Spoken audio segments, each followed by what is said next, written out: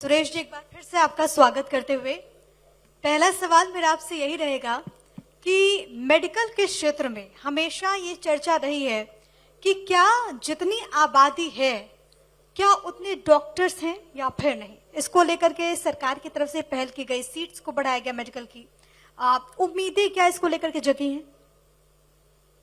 Medical के क्षेत्र में अभी जो डॉक्टर्स हैं अभी भी पूरे इंडिया के 1:3 का जो रेशो है वो काफी कम है। हालांकि मोदी जी ने कहा है कि 1 लाख सीट से बढ़ाएंगे एमबीबीएस की, प्लस पीजी में 75,000 सीटें का लक्ष्य है अगले 3 साल में, और लगातार नए कॉलेज खुलते जा रहे हैं।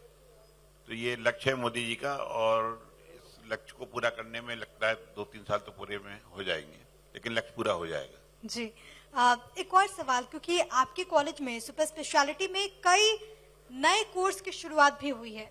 ऐसे वक्त में जब स्टूडेंट्स के जहन में कई सारे सवाल होते हैं, जब वो इस फील्ड में आना चाहते हैं तो क्या करें क्या ना करें, उन कोर्सेज के बारे में आप भारत 24 के माध्यम से जो बच्चे आपको सुन रहे हैं उनको क्या बताना चाहेंगे? बेसिकली क्या है, एमबीबीएस करने के बाद में सारे बच्चे ही चाहते हैं कि हम पीजी करें। पीजी के बाद में हम चाहते हैं कि वो डीएम एमसीएच करें और सुपर स्पेशलिटी कोर्स करें, न्यूरो के कोर्स करें, कार्डियक के केस करें, नेफ्रो के केस करें। इस टाइप की 5-6 स्पेशलिटी है, तो सभी में डिमांड बहुत ज्यादा है और ये कोर्स पीजी के बाद ही चालू होते हैं। तो और इससे स्पेशलाइजेशन बहुत बढ़ता है। तो और इन सब कोर्स करने की वजह से क्या है कि हमारे देश में जो पहले जो होता था कि जो मरीज यहाँ से अमेरिका जाते थे, लंदन जाते थे, यूके जाते थे, उनकी मात्रा काफी कम हो गई है। यहाँ नए नए हॉस्पिटल खुल गए हैं, अच्छे अच्छे विशेषज्ञ अपने देश में ही पैदा हो गए हैं और धीरे धीरे बढ़ती जा रही हैं। ये सीटें भी माननीय मोदी जी के निर्देशन में बढ़ती जा रही हैं, जिससे बच्चे काफी अवेयर हैं और इन कोर्सों को करना चाहते हैं।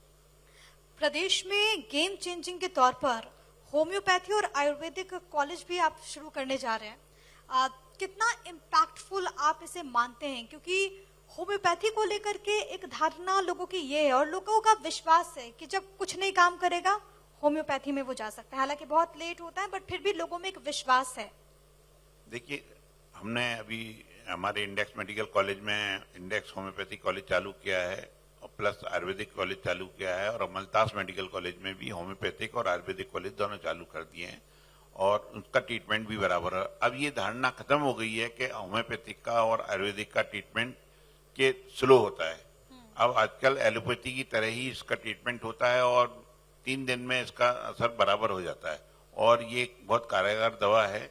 मतलब होम्योपैथी अब लोग विश्वास काफी करने लगे हैं, एलोपैथी पे भी करने हैं, आयुर्वेदिक पे भी कर रहे हैं, क्योंकि कोरोना काल से बहुत फर्क पड़ा है कि एलोपैथी के बाद में लोगों का विश्वास होम्योपैथी और आयुर्वेदिक पे काफी आया है। हमने सुना है कि आप इंदौर के शहर में ताज होटल की शुरुआत करने जा रहे हैं, क्या ये सही है? इसके बारे में जरा बताइए। नहीं, कुछ होटलों की शुरुआत हम करने जा रहे हैं, तो क्योंकि इंदौर में अच्छे होटलों की जरूरत है। एक ताज के साथ में हम होटल ला रहे हैं, एक हॉलीडे इन के साथ में ला रहे हैं, एक होटल है हमारा लेडी, एक होटल और क्राउन प्लाजा के साथ ला रहे हैं। तो इस टाइप के होटलिंग बिजनेस की जो डिमांड है उसको भी पूरा करने का प्रयास कर रहे हैं। ये आखिरी सवाल मेरा आपसे रहेगा, क्योंकि अभी इस मंच पर आपने तमाम दिग्गजों को सुना, आपने महापौर को, मंत्री जी को भी सुना। इंदौर की जब समस्या की बात होती है तो ट्रैफिक एक बहुत बड़ी समस्या है। हालांकि जनप्रतिनिधियों की तरफ से लगातार कोशिश की जाती है, लेकिन इसमें समाज की भूमिका बहुत अहम है।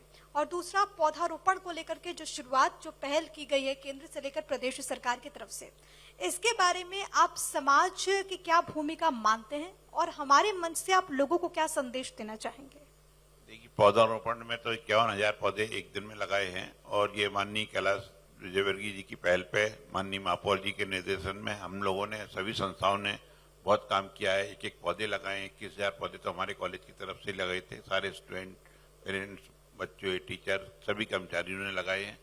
और जहां तक ट्रैफिक का सवाल है, तो ट्रैफिक में अवेयरनेस जो माननीय महापौर जी ने कहा है वो बढ़ रही है इंदौर में, और इंदौर में अवेयरनेस काफी है। सफाई में भी जो नंबर 1 पे बराबर आ रही है, वो इसी के लिए है कि पब्लिक में अवेयरनेस है कि वो कचरा कहीं फेंके नहीं, गलत नहीं फेंकें, साफ गीला डिस्टेंस से रखें। अब एक बीआर टेस्ट मेरा सोचना तो ये है कि जैसे ये बीआरटीएस जो भोपाल में खत्म कर दिया है, क्योंकि इंदौर के मान से इंदौर में जो ट्रैफिक है 35,000 की पब्लिक में 29,000 गाड़ियां हैं, तो अगर ये BRTS खत्म करके ट्रैफिक रूल को भी एक बार चालू किया जाए तो उसको चांस लेने में कोई दिक्कत नहीं है। थैंक यू सो मच, बहुत बहुत शुक्रिया, आपको शुभकामनाएं और इसी तरीके से आप आगे बढ़ते रहे। इंदौर अगर आज इस रूप में है तो उसमें आप लोगों की बहुत बड़ी भूमिका है। बहुत बहुत धन्यवाद आपका, आकांक्षा।